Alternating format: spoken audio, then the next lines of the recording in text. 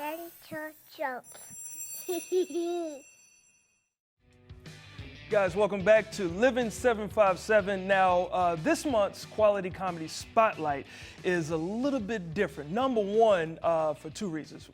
First of all, my show is coming back, and it's to kick off the season 13 of the Quality Comedy Series at Dave & Buster's in Virginia Beach. And for the second reason, we had the biggest headliner that I've ever had booked on that show, and you've seen him on Nickelodeon, you've seen him on Bounce TV, and you've also seen him on the Disney Channel. Ladies and gentlemen, let's welcome in comedian actor Omar Gooding. What's going on, my man?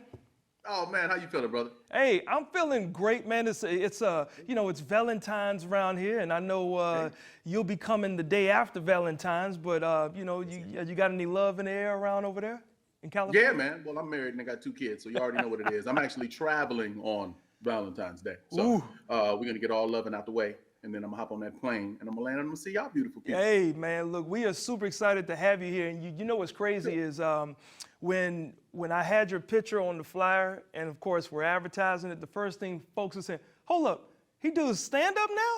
Like, do you get that a lot? Yeah. And it's funny, man. I've been traveling around the country doing stand-up, and a lot of people, when I first started out, like really just kind of stepping out on my own and saying, I'm going to go ahead and headline or do a full set, 30 minutes, 40 minutes, whatever. After the show, people would come up to me and they would say, man, I loved you in Baby Boy, man. Smart Guy was my favorite. I loved you in, would you sign? Could I get an autograph?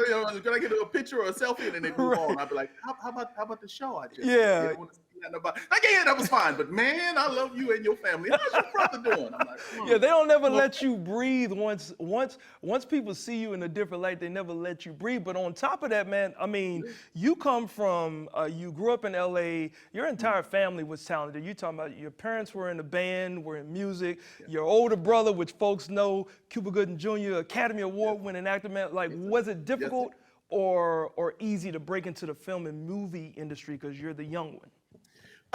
It was easy for me because my brother, everyone loves him. You know what I mean? So when I would walk into an audition room, they would go, Gooding. Any relation to Cuba? That's what they all call him. They said, Cuba? I said, it's Cuba. And yes, that's my big brother. And they'd be like, oh, that's your brother? Oh, man, well, this is great. I love him. I loved him in this. I loved him in that. I'm like, Yeah. So can we get started with my audition, please? So it was always a plus, especially when he won the Oscar. It was like, we won an Oscar. Oh, It was like, I mean, is that pressure now? Do you have to win one? I was like, no, they're not giving out Oscars like that to black folk. I'm happy that we got one. You understand me? Hey, bro. So it's always been a plus. Yeah, man, it's a family affair. Now, a lot of your roles on TV and on film have been comedic. So, like, have you noticed a difference with acting comedically and then doing stand-up comedy in front of a live audience? 1000%. So with me, when I started in sitcoms, we had a live studio audience, and I always loved it. I always thrived. I also do music, and my father, as you mentioned, was an entertainer as well. So he would bring me to his shows. He would let me come out and do freestyling for a while. I would present awards to him in his later years before he passed, and I would perform kind of live stand-up. And I always tell people, when we audition, when you go in an audition room, you're selling yourself to work with these people for weeks or months or maybe even years if it's a successful TV show. So you're selling yourself. You're going in there and I'm doing stand-up. You know what I mean? I'm doing live stand-up really every time I go in for a new audience. So transitioning over to live stand-up wasn't hard at all. Wasn't difficult at all. And I had a comedy room in LA for a while where I would just host. And then a good friend of mine, Charles Allen, who I produced with, told me, why don't you just go up there and do a set by yourself where there's no crutch, where you just kind of do a few jokes and then say, all right, let's bring up the next comic. No. He said, I want to call you up, say, y'all make some noise for Omar Gooding, and then you stay up there for 15, 20 minutes and see how you do. Okay, so all right. So I got to ask you, man, like as a comic, you're a comic as well.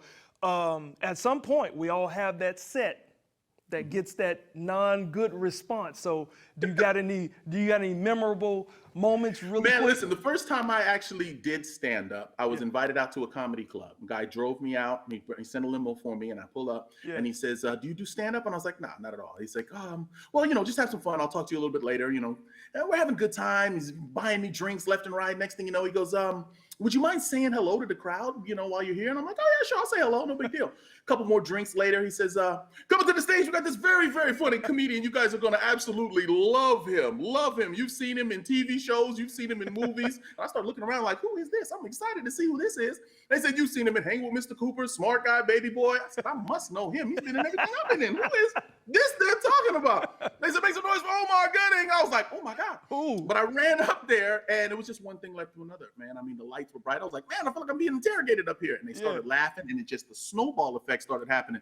And then because we were so far out in like the boonies, it was like the Redlands, I didn't prepare any jokes. So I just let everything just kind of roll off the top of my head. And I said, wow, I'm surprised you guys are laughing with all these hicks up in here. It got dead silent. It got quiet. Yes. Anybody see Baby Boy? And they started, yeah. And I told one quick story about Baby Boy and I ran off the stage. Yeah. Oh my God. People said, oh man, you were so good. Why'd you stop? I was like, because that's not what I do. You see, I messed up. I said something. The place got quiet. So yeah. That was like my first time and the worst time at the same. Hey man, look, welcome to the game. We all got to have sir. that. Now, I know that you got some projects that you were just saying. You got some projects that are coming up. Really quick, what are those projects so we can let the viewers know? So if you have Disney Channel or Disney Plus, you can catch me in a show called Saturdays. We did 15 episodes about the black skating culture out in Chicago, JB Roller Skating. So shout out to them, Marseille Martin, the whole cast. Was a great time. If you guys want to watch something wholesome for the entire family, nice. Saturdays, like the day of the week. I have a couple films. I had the number 4 film on Netflix over the holiday season called Holiday in the Vineyard. So you guys got to check that out on Netflix. And I got a couple other things on Netflix as well. I got this comedy tour that's going around town. I also, around the country rather, and I also do music if you need something else to do. Hey, you want to listen to something good? Yes, sir. I'm doing hip hop and a little R&B kind of mixed together because I can sing just a little bit. I can rap a whole lot. So yeah, man, Omar Gooding, man, the brand. Follow me at Omar Gooding on Instagram. I'll keep you posted on all of it, brother. Hey man, look, we appreciate you, and we cannot wait to see you here in the Hampton Roads area. Now, just reminding everybody again, Omar is going to be headlining 2 nights in a row. The first night is my night, all clean adult live stand-up comedy at Dave & Buster's, the Quality Comedy Series. And then the following night, he's going to be unfiltered at my man Derek Brooks' spot in Newport News, Friday Night Jokes. So people, you can catch him doing both ends of the spectrum. We cannot wait to see you, man, on Thursday, February the 15th, man. You stay safe and get here safe, and we'll see you live, man. Thank you. My man. Appreciate you. Stay blessed.